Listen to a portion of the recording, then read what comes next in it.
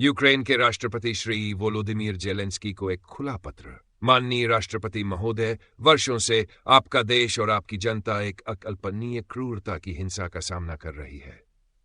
रूसी साम्राज्यवादी एम्बिशंस के परिणाम स्वरूप जो न तो यूक्रेनी जनहानि की परवाह करती है, न ही अपने स्वयं के सैनिकों के बलिदान की। आपकी राष्ट्र जो नरक से गुजर रही है, उसकी गहराई को व्यक्त करने के लिए शब्द अपर्याप्त हैं। हजारों जिंदगियां ठंडी सत्ता की इच्छा के नीचे कुचल दी गईं। एक युद्ध जो छल कपट, रणनीतिक विकृति, मूल्यों के पलटाव और इतिहास की धूर्तता से लड़ा जा रहा है।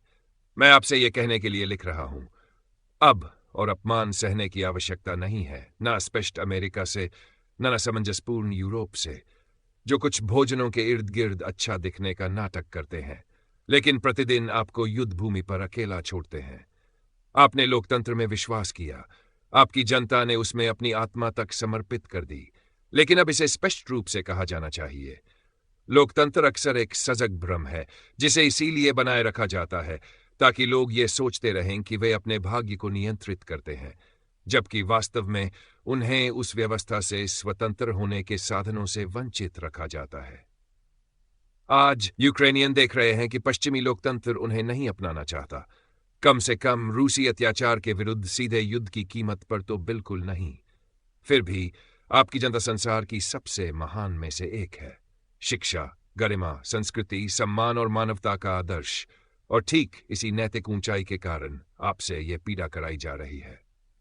चेरनोबिल के साथ आपने ज्वालामुखी के ऊपर जीना सीखा, और अब आप आग के नीचे खड़े रहना सीख रहे हैं, बिना आंखें झुकाए। लेकिन आपके संवाददाता न आपके साहस को साझा करते हैं, न आपकी गरिमा को। वे डरे हुए हैं। इसलिए मैं आपसे आग्रह करता हूं कि आप अपनी स्थिति बदलें। अब यह केवल सहने की बात नहीं है। अब यह आवश्यक है कि आप दुनिया को चेतावनी दें, उस योजना के बारे में जो रूस तैयार कर रहा है। यूक्रेन के अधिग्रहित क्षेत्रों में जो कुछ बन रहा है, वह केवल एक सैन्य अधिग्रहण नहीं है, बल्कि एक रणनीतिक भविष्य की अधीनता का कार्यक्रम है जो रूस को अजेय बना देगा। आजोव सागर एक अभेद्य सैन्य पर्दा बन जाएगा, जहां नौसैनिक और पनडुब्बी संरचनाएं स्थापित की जाएंगी जो समुद्र तल के नीचे गहराई में छिपी होंगी, अदृश्य और अप्रवेश्य। मारियुपोल का सैन्य पुनर्निर्माण किया जाएगा, शहर की सतह के नीचे बंकर जैसी संरचनाओं के साथ। पूर्व में सोलेदार की खानें अदृश्य सैन्य अवसंरचना के लिए उपयोग में लाई जाएंगी, जो दर्जनों मीटर गहराई में सुरक्षित होंगी। सभी को ऊर्जा मिलेगी जापोरिजिया संयंत्र से, जो अब रूसी नियंत्रण में है, और क्रीमिया व अन्य अधिग्रहित क्षेत्रों द्वारा संरक्षित किया जाएगा। यह रणनीतिक चतुर्भुज रूसी सैन्य तंत्र का हृदय होगा, अदृश्य, अजेय, अटूट।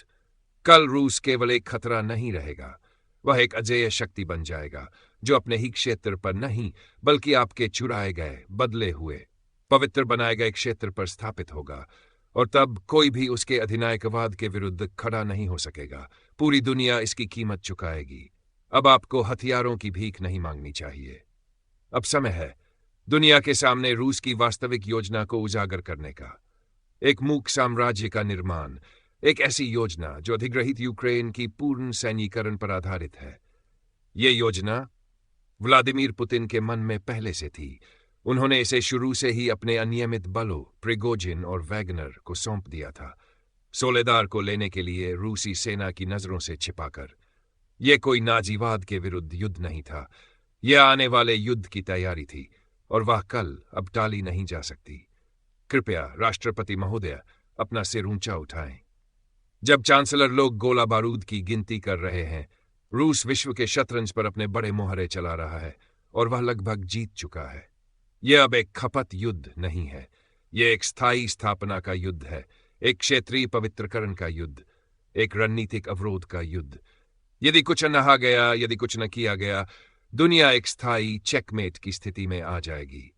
अब भी समय है सत्य को उजागर करने का। अब भी समय है मानवता को जगाने का। दुनिया को झुकना नहीं चाहिए। आपका ध्यान इस अपील पर केंद्रित करने के लिए धन्यवाद। सादर, एक विश्व नागरिक।